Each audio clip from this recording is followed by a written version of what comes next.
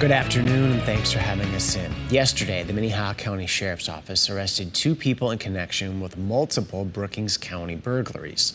Police arrested 32-year-old Quentin Schmidt and 27-year-old Brianna Pearson.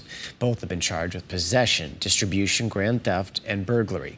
On May 1st, Brookings County Sheriff's Office executed a search warrant after an investigation of burglaries in nearby towns. During the search, meth, drug paraphernalia, guns, and many stolen items were recovered in connection with the burglaries.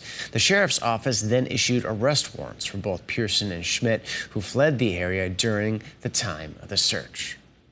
The Sioux Falls School Board election is just a few days away as voters decide who will help lead the district. Election Day is Tuesday, May 16th. Absentee voting is going on right now until May 15th. There are 13 voting centers across the city at several community centers and churches. KELOLAND's Carter Schmidt spoke with both candidates vying for a seat on the board. You can read his interviews with them as well as find a link to the voting centers on KELOLAND.com. Midwest Honor Flight has completed 13 missions to the Washington, D.C. area since 2017 and has another 4 scheduled for 2023, including 2 this month.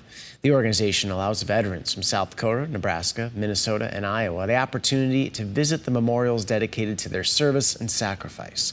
Aaron Van Beek is president and CEO of Midwest Honor Flight, which he started while attending college. Through some research and some asking of the Honor Flight Network, started our own and thought we'd do 1 or 2 flights, and now we've successfully flown 13 missions with 4 planned in 2023 and over 1,000 veterans being flown and over 700 waiting to go still. Mission 14 takes flight next Tuesday, May 16th. In tonight's Eye on KELOLAND, we'll introduce you to the family at the center of Midwest Honor Flight and tell you how a sibling rivalry helped pay for an upcoming mission. Turning to weather, we have some chances for heavier stuff today, don't we, Brian? Yeah, some showers, thunderstorms will be rumbling again here a little later on today and tonight. But in between the storms, we've had some clearing going on. Clearly seeing that right now at Parker, where we had, well, some thunderstorms around. Pretty vivid lightning show there when we started our broadcast this morning at 4:30. But we'll continue to watch how things scan this afternoon. There's kind of a quick review of some of the rain that has been moving up from Nebraska in batches, and we still actually have some rain from Yankton north. Let's look at that here in just a second. Also, the wall radar is showing just a couple of hints of showers in the northern Black Hills, but we're kind of in a lull between these batches of rain, if you will. There's a closer look at what we're seeing just northwest of Yankton. It looks like a few lightning strikes just moving into this area between Menno and Tripp. So that's what we have now. We'll, of course, be on top of things here for the afternoon. How are the rain gauges doing? Well, Huron's not too bad. They've got about 71 hundredths there. Watertown has ended up with about a ½ an inch of rain. Brookings area, it varies a lot. There's 13 hundredths at the airport, but easily more than that around Brookings. Marshall's another example. Official numbers about 46 hundredths. However, you don't have to go too far out of Ivanhoe and you'll run into 2 inches or more. And even around Sioux Falls, same thing. Airport, not much, a couple hundredths, if that. The southeast side of Sioux Falls, I've got several viewers that have 1 inch of rain. So even the 0.6 of an inch is just an estimate there in that area along the Lincoln and Minnehaha County border. So we know that that's going to be the kind of the theme of the forecast. We've got 75 now in Sioux Falls.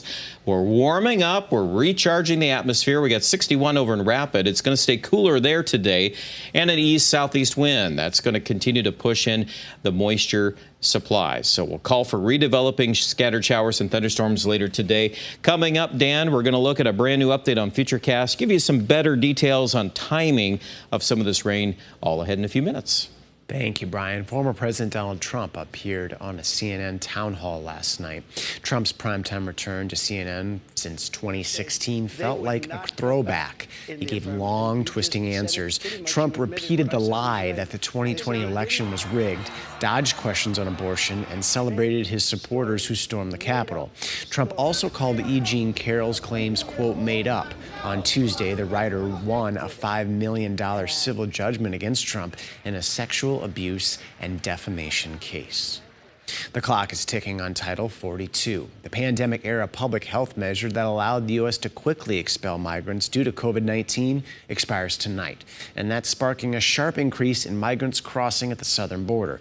Jared Hill reports from El Paso, Texas. Migrants lined up at the border in Yuma, Arizona this morning, trying to enter the U.S. with pandemic-era health restrictions set to end at midnight. The lifting of the Title 42 public health order does not mean our border is open. U.S. officials are warning migrants not to risk their life savings only to be sent back. A new policy prevents migrants from gaining asylum in the U.S. without first applying online or seeking protection in a country they already passed through. Those who repeatedly try to cross illegally could be barred from entering the U.S. for 5 years. Title 42 is still in effect, and already there's been a sharp increase in crossings. In fact, earlier this week, U.S. Border Patrol reported a one-day record of more than 10,000 apprehensions at the southern border. In Yuma, Arizona, first responders are prepared. They say injuries are common when migrants try and scale the fence. We just expect to do our job and treat the patients with dignity and respect as we normally do.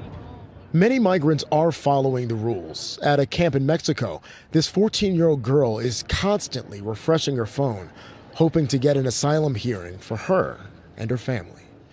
Congressional Republicans are critical of the Biden administration border policies. The House votes on a bill today aimed at strengthening enforcement at the border, but the president has said he won't sign it. Jared Hill, CBS News, El Paso. The administration has introduced new legal pathways into the U.S. Up to 30,000 people a month from Haiti, Cuba, Nicaragua, and Venezuela can enter if they apply online with a financial sponsor and enter through an airport. U.S. Senator John Thune from South Dakota criticized President Biden's handling of the end of Title 42. He says this will be a catastrophe for the Border Patrol and the communities near the border. The president, again, certainly has at his disposal the authority to re-implement or come up with a Title 42-like proposal that he could do on his own. He doesn't need Congress to do that, but he has been unwilling to do that. Thune also criticized the president for his handling of the looming debt ceiling and that he's now working with Republicans to prevent a default.